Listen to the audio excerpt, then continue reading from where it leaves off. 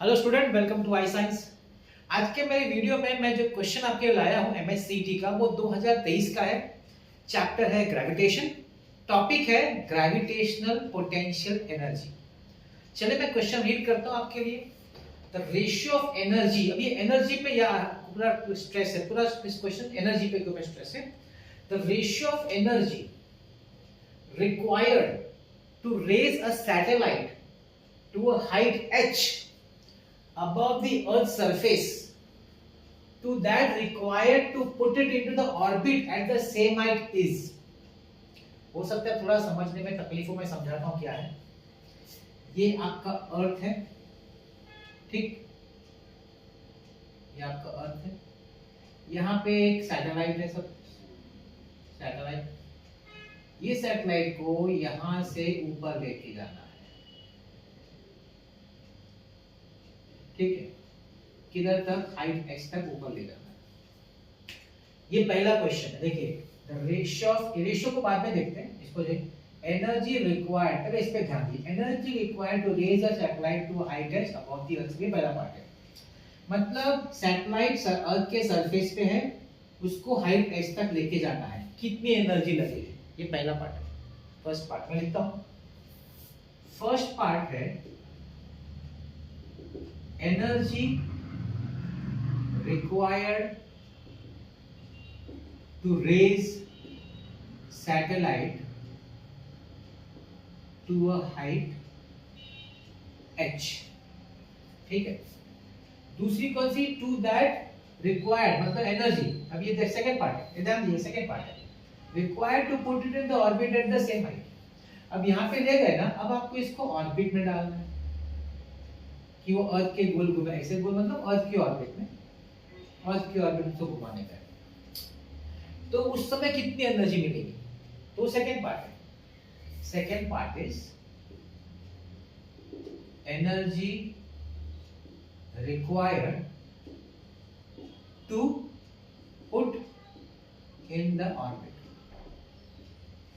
हमको दो एनर्जी चाहिए। पहला उसको ऊपर ले जाने में, चलो उसको बोलता हूं मैं E1, और फिर उसको अर्थ के गोल गोल घुमाने के लिए जो एनर्जी चाहिए दैट इज E2।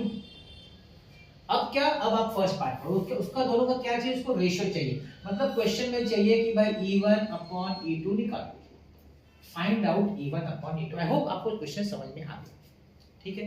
चलिए पहले हम लोग फर्स्ट पार्ट पे पूरा कंसंट्रेट करते हैं। फर्स्ट पार्ट, अब जो आपकी सैटेलाइट यहाँ अर्थ सरफेस पे है, क्या उसमें एनर्जी है, मूव तो नहीं कर रही है, तो काइनेटिक तो नहीं होगी, मगर कौन सी पोटेंशियल है। कई लोग को एक ये होता है सोच कि सर अर्थ सरफेस तो हम समझते हैं कि पोटेंशियल इज जीरो की है, ठीक है। लेकिन जब हम ग्रेविटेशनल पोटेंशियल की बात करते हैं, तो हम लोग का अर्थ का सरफेस, हम लोग समझते हैं कि अर्थ का जो सेंटर ऑफ मास है ना, वो उसका कॉन्सेंट्रेटेड मास उधर है, सरफेस पे नहीं है। तो इसका मतलब है कि ये जो सैटेलाइट है वो अर्थ के सेंटर से डिस्टेंस r की दूरी पे है। तो अगर सेंटर ऑफ मास से r की दूरी पे, मतलब उस, तो हम लोग का रेफरेंस सेंटर ये है, अर्थ का सेंटर, न कि सरफेस। हमारा जो रेफरेंस पॉइंट है, अर्थ का सेंटर लिया जाएगा, न कि सरफेस। तो उसका मतलब उसमें पोटेंशियल एनर्जी है, उसमें पोटेंशियल एनर्जी है। अब कितनी है पोटेंशियल ऑन द सरफेस, चलिए बात करते हैं। मैं तो सबसे पहले कॉन्सेंट्रेट किस पे कर रहा हूं, E1 पे, ध्यान रखिएगा E1 पे। तो उसके लिए gravitational potential energy on surface of earth, क्या आप ये जानते हैं क्या होगा, इसका कितना होता है ग्रेविटेशन, अगर आपको पता हो तो। इसका होता है -Gmm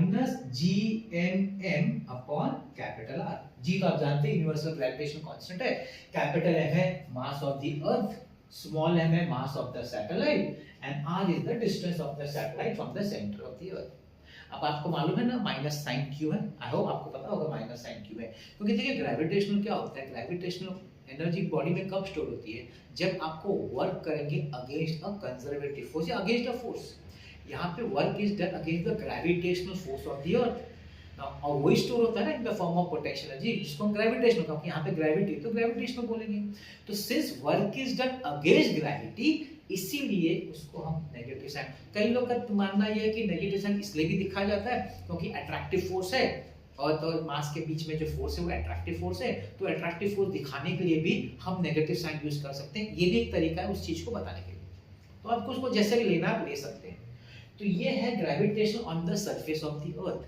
अब gravitational potential energy at height h, अगर उसको हम ऊपर लेके जाएंगे और यहाँ पे रख के रखेंगे तो उस समय उधर उसकी पोटेंशियल कितनी होगी भाई?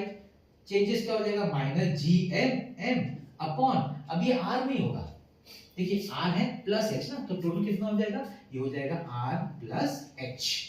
ठीक, उधर एनर्जी मतलब इस जगह पे इतनी पोटेंशियल है और हाइट एच पे ले जाने के बाद इतनी है, मतलब इसका जो डिफरेंस होगा वो आपका E1 होगा।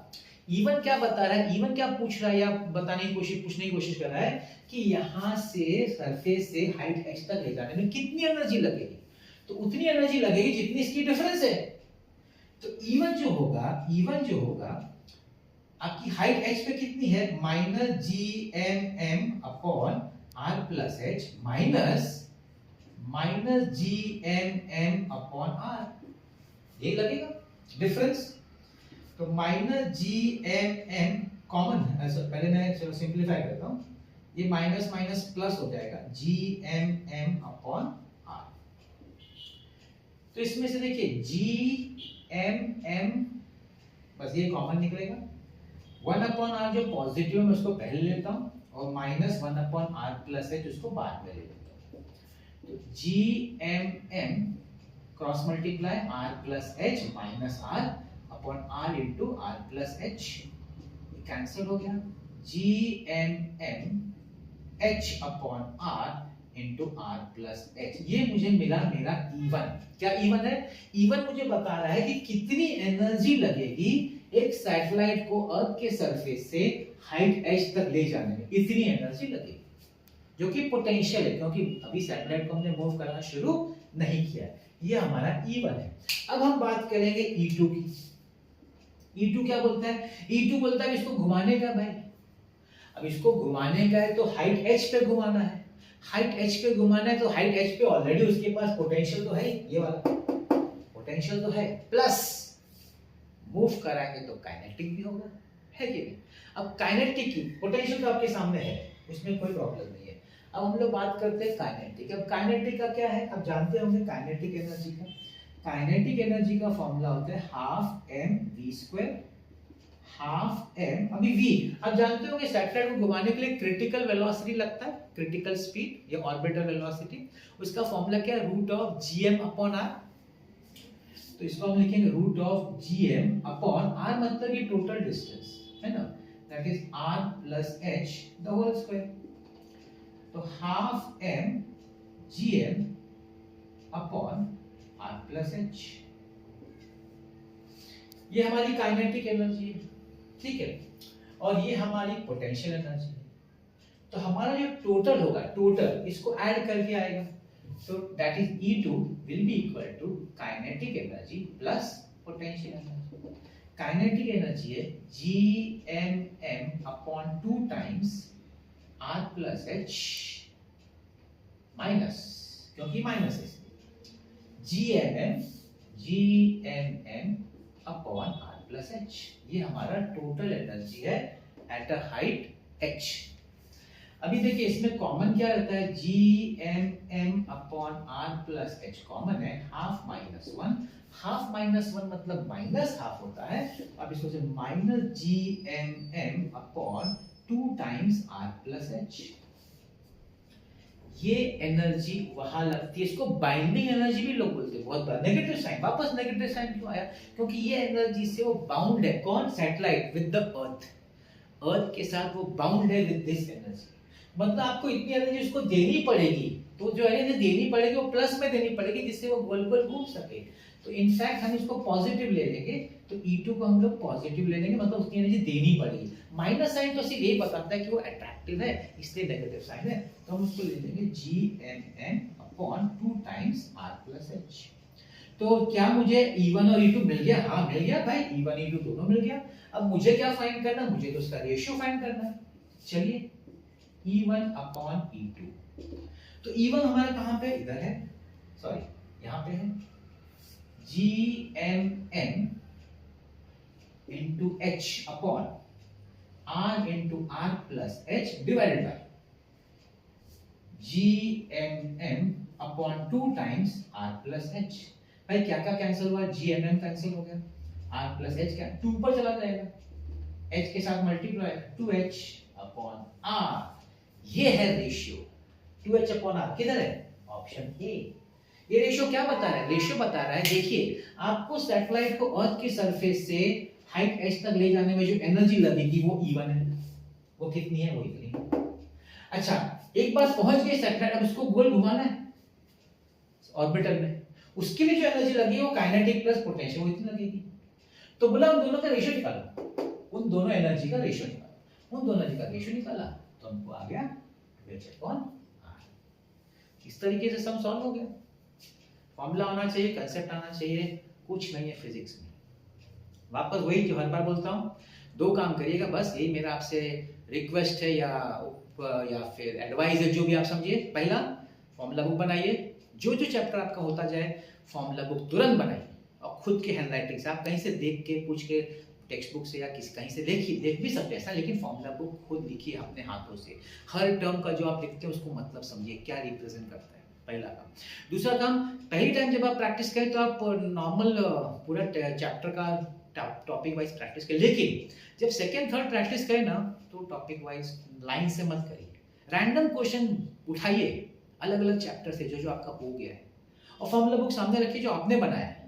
और फॉर्मूला नहीं याद है तो देखने का बिंदास, that is not a problem, देखिए और सॉल्व करिए। आप देखेंगे कि आपको बहुत अचानक आप देखेंगे आपका परफॉर्मेंस फिजिक्स बहुत अच्छा हो गया। क्यों मालूम है? क्योंकि फिजिक्स पेपर में सब रैंडम होता है ना, लाइन से थोड़ी क्वेश्चन होता है कि चैप्टर ये है ये ऐसा लाइन से नहीं, रैंडम होता है। रैंडम की आदत नहीं होती हम लोग को जनरली, हम लोग उस तरह से प्रैक्टिस नहीं करते। करिए प्रैक्टिस रैंडम। इसलिए आप देखेंगे मैंने जो वीडियो बनाता हूँ ना, मैं एक रैंडम क्वेश्चन डालता हूँ, अपने MSCT हो, जेईई मेंस हो, नीट हो, एडवांस। क्यों रैंडम डालता हूँ? आपके लिए चैलेंज देता हूँ, भाई आपने किया है ना, रैंडम दिया क्वेश्चन, देखो होता है कि नहीं, ट्राई करो, नहीं होता है तो फिर देखो, यहाँ समझो और रिवाइज हो जाएगा। तो एक तरह का मुझे आपको मैं चैलेंज है आपको कि अगर आपके चैप्टर हो गया है तो मैं आपको रैंडम क्वेश्चन दे रहा हूँ, देखिए आपको आ रहा है कि नहीं, समझ में आ रहा है, और अगर आ रहा है तो बहुत अच्छी बात है कि नहीं? तो यही मेरा एम है कि आपके लिए मैं फिजिक्स किस तरीके से इजी बनाऊं। मेरा 2 ही है एडवाइस, 2 स्टेप आप फॉलो करिए, आप देखिएगा आपका कितना ज़्यादा परफॉर्मेंस इंप्रूव होता है फिजिक्स में। ऐसे वीडियो तो आपके लाता रहूँगा, मैं जानता हूँ कि आपको ये हेल्प करेगा, बहुत हेल्प करेगा। आज का मेरा वीडियो देखने के लिए बहुत बहुत धन्यवाद।